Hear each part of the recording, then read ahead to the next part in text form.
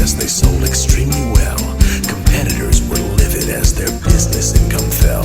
Now Alexander Copperplate, a man from out of town, declared his gang was coming soon to shoot poor Wilbur down. The town was in a panic, they knew something should be done, and they had till morning sun. So saddle up your steam bike and put your goggles on.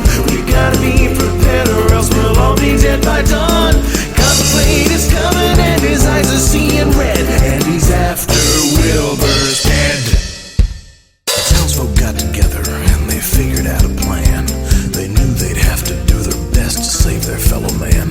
And though they had no weapons, they all had a lot of brains. They built machines to leave their villain in a world of pain.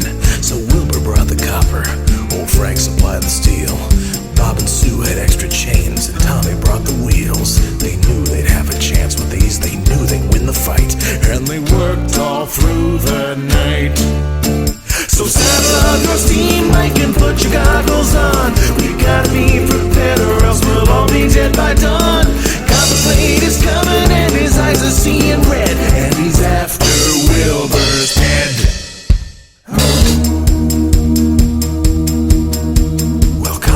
Arrived at dawn, he stayed true to his word, but the town was deathly silent, not a soul was to be heard. He yelled out, "Redpot, come on out and fight me like a man!" And that was when the churning and the chugging sounds began. An army of the townsfolk soon poured out into the street, each of them on steam bikes, and they all were packing heat. They had his men surrounded, there was fear on every face, and they put them in their place. Your steam bike, let's show 'em who's in charge. We got our ropes and grappling hooks and weapons to discharge. Copperplate is panicked and his face is turning white, and we're gonna win this fight. That's right, let's go!